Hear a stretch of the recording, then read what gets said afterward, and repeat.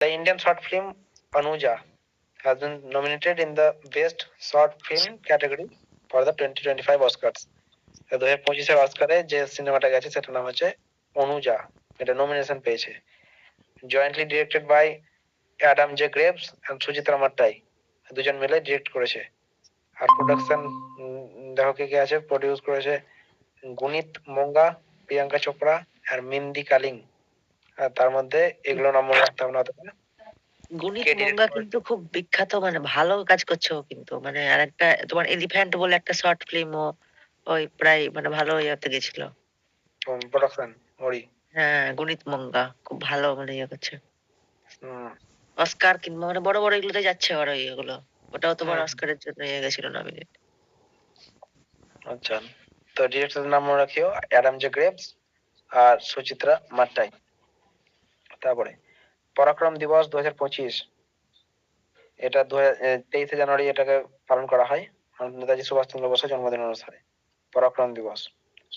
তারপর 4 নম্বর দেখো, বলছে ইন্ডিয়ান উইমেন আর মেন টিম, ওই যে খো খো ওয়ার্ল্ড কাপ চালু হয়েছিল, ওটাতে দুটোই জয়ী হয়েছে। মহিলারা জয়ী হয়েছে, পুরুষরাও জয়ী হয়েছে। আর দুটোতেই রানার্স আপ হচ্ছে নেপাল। হ্যাঁ, নেপালকে হারিয়েছে ওই খো খো ওয়ার্ল্ড কাপে।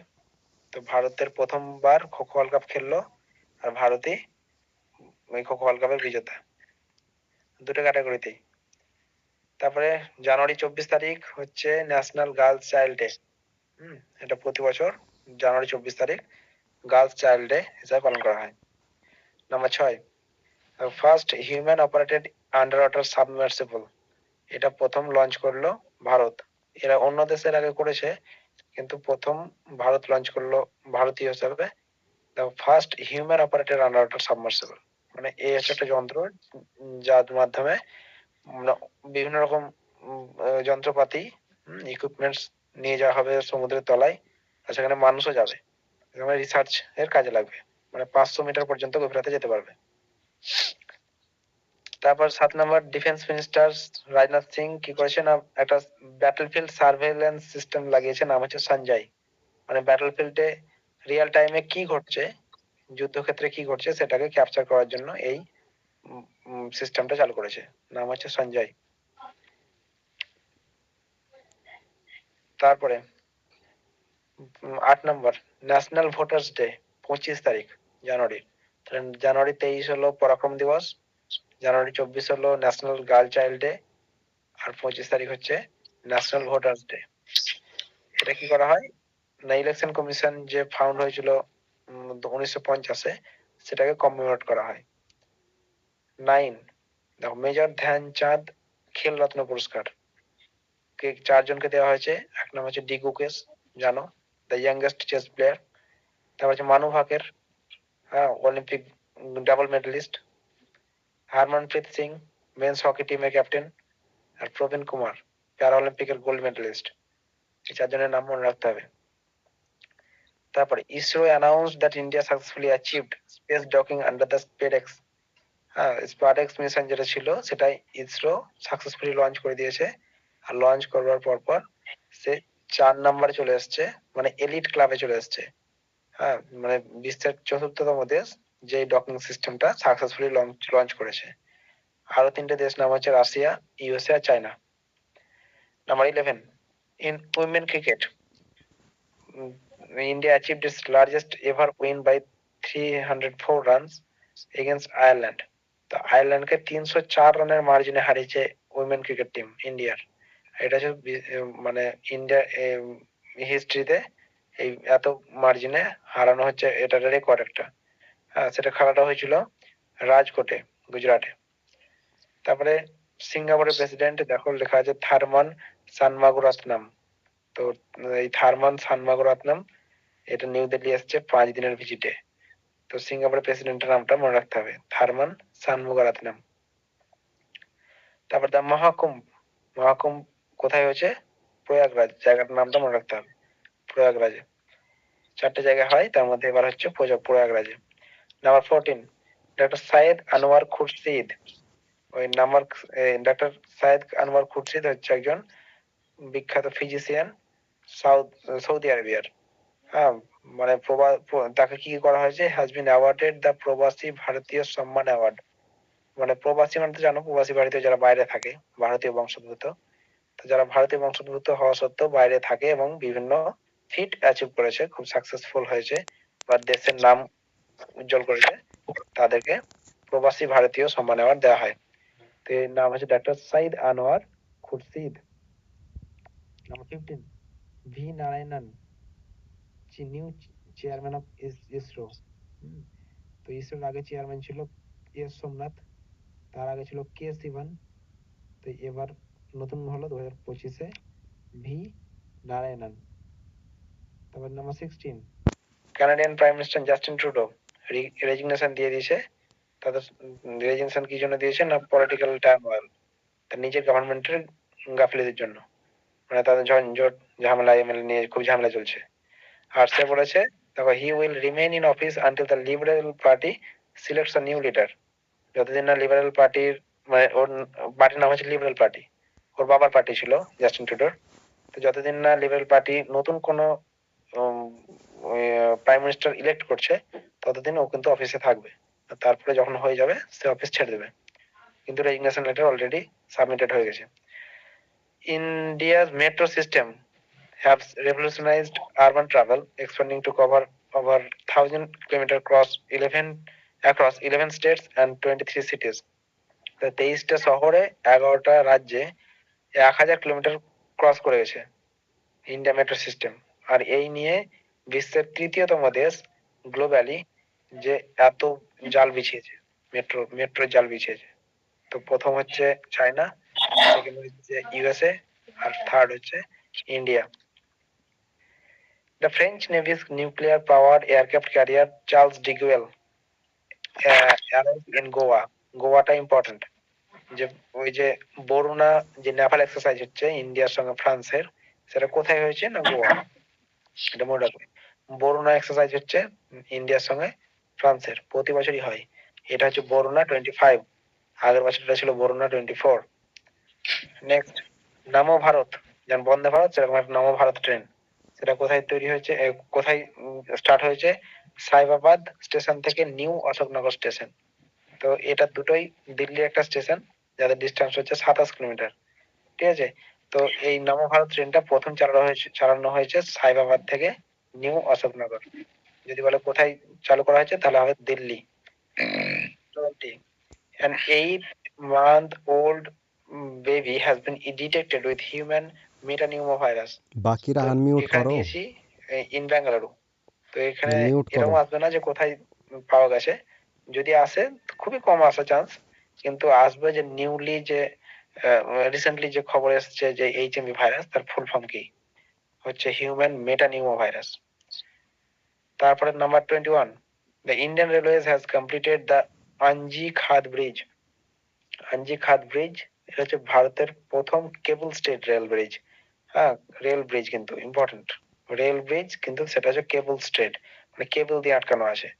যদিও সেটা স্টিলের তৈরি ব্রিজ, কিন্তু দুই পাশে দুটো পোল দিয়ে, সার্চ করলে দেখতে পাবে, কেবল দিয়ে আটকানো আছে। সেটা হচ্ছে প্রথম রেল ব্রিজ যেটা হচ্ছে কেবল স্টেট। হ্যাঁ, আ- উম, নাম হচ্ছে আঞ্জি খাদ ব্রিজ। সেটা যদি বলে কোথায় আছে, সেটা হবে শ্রীনগর, মানে জম্মু কাশ্মীর।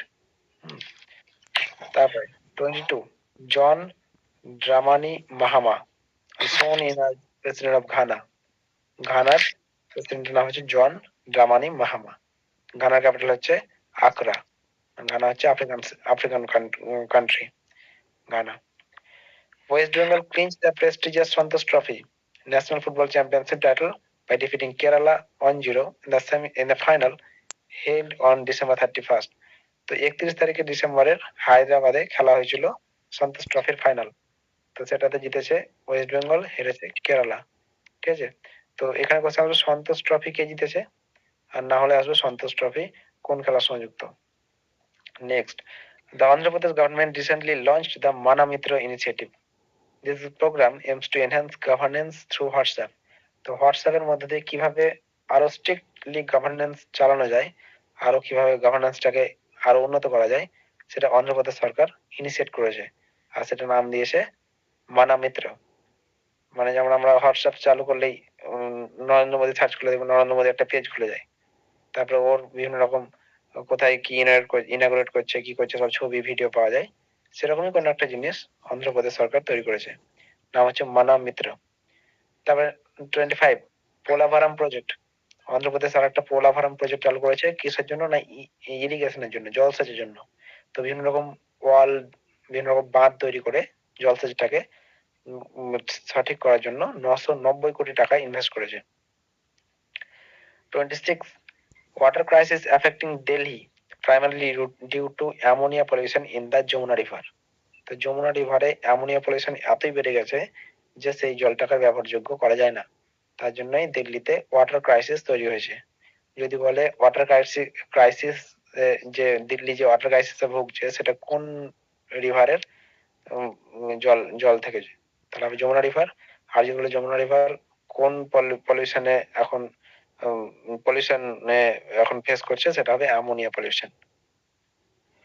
তারপর 27 হু বলছে, ওয়ার্ল্ড হেলথ অর্গানাইজেশন বলছে যে আমরা যে টেবল সল্ট খাই, NaCl খাচ্ছি, সেটার পরিবর্তে যদি পটাশিয়াম সল্ট খাই, পটাশিয়াম বেসড সল্ট মানে কে সল্ট, যেটা নাম হচ্ছে কে সল্ট, সেটা আমাদের ব্লাড প্রেসার আর হার্ট অ্যাটাককে নিয়ন্ত্রণ করবে, হার্ট ডিজিজ এবং ব্লাড প্রেসারকে নিয়ন্ত্রণ করবে। তার মানে NaCl থেকে পটাশিয়াম সল্ট খাওয়া বেশি ভালো, হু বলছে। 28 Martyr Day is globally, nationally celebrated on January 30 to honor the sacrifices of those who fought for India's freedom. তো মার্টিয়ার ডে জানুয়ারি 30 তারিখে পালন করা হয়। এই ডেটটা হচ্ছে মহাত্মা গান্ধীর মৃত্যুদিন। মহাত্মা গান্ধীকে মারা হয়েছিল নাথুরাম গডসের দ্বারা 30শে জানুয়ারি, আর ওই দিনে শহীদ দিবস হিসেবে পালন করা হয়।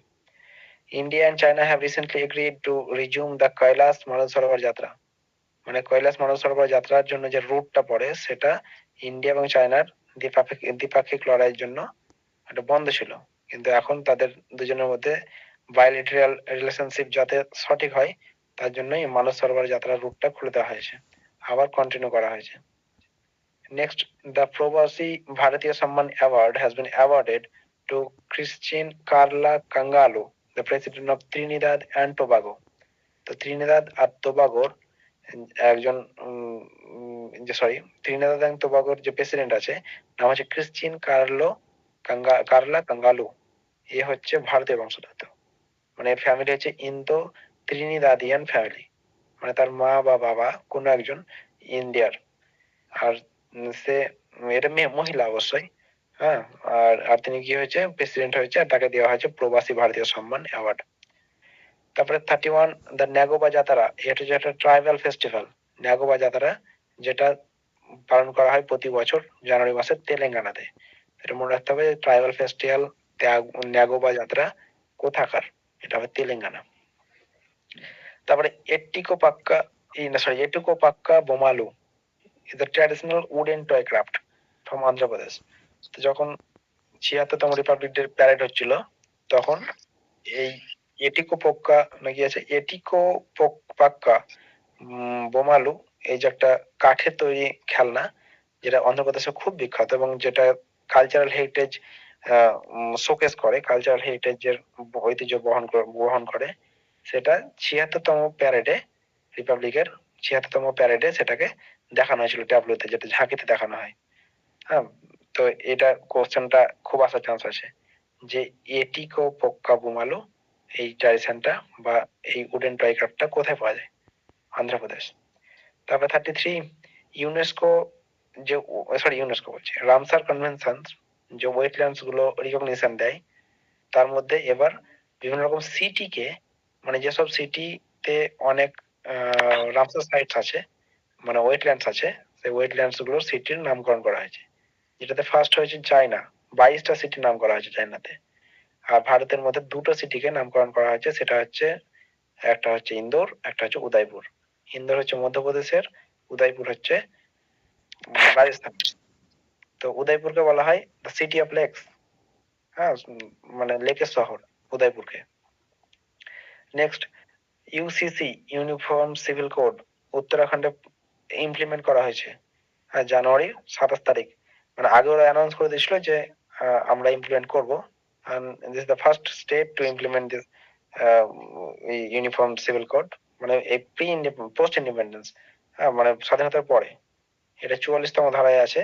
এটা প্রত্যেকটা স্টেটের করা উচিত, কিন্তু উত্তরাখণ্ড হচ্ছে প্রথম স্টেট যে এই ইউনিফর্ম সিভিল কোডটা চালু করেছে।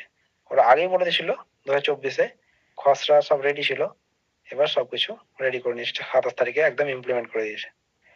আসাম চিফ মিনিস্টার হিমন্ত বিশ্ব শর্মা বলছে ডিব্রুগড়কে আমরা এমন ভাবে উন্নত করব যাতে আমরা সেকেন্ড ক্যাপিটাল হিসাবে বলতে পারি, সেকেন্ড ক্যাপিটাল হিসাবে আমরা ইউজ করতে পারি। হ্যাঁ, তো হিমন্ত বিশ্ব শর্মার যে আসামের দিসপুর আছে সেটা তো ওদের ক্যাপিটাল আছেই, তার সাথে সাথে ডিব্রুগড়কে সেকেন্ড ক্যাপিটাল আসাম করা হয়েছে, মানে করা হবে আর কি, অ্যানাউন্স করেছে। আর মুম্বাই বেস মাজাগো ডক, এটা হচ্ছে শিপ বিল্ডিং কোম্পানি, মানে যেখানে জাহাজ তৈরি হয়। তো ওই শিপ বিল্ডিং কোম্পানিকে একটা টেন্ডার দিয়েছিল কি করার জন্য, একটা সাবমেরিন তৈরি করার জন্য, নাম হচ্ছে বাগসির। হ্যাঁ, বাগসির বলে একটা সাবমেরিন তৈরি করেছে, যেটার প্রজেক্ট কোন প্রজেক্টের আন্ডারে না P-75 প্রজেক্টের আন্ডারে। আর এই সাবমেরিনটাকে তুলে দেওয়া হয়েছে কার হাতে, ইন্ডিয়ান নেভির হাতে। হুম, কোশ্চেন আসবে যে রিসেন্টলি যে সাবমেরিন তৈরি করা হয়েছে সেই সাবমেরিনের নাম কি, নাম হচ্ছে বাগসির। হয়েছে।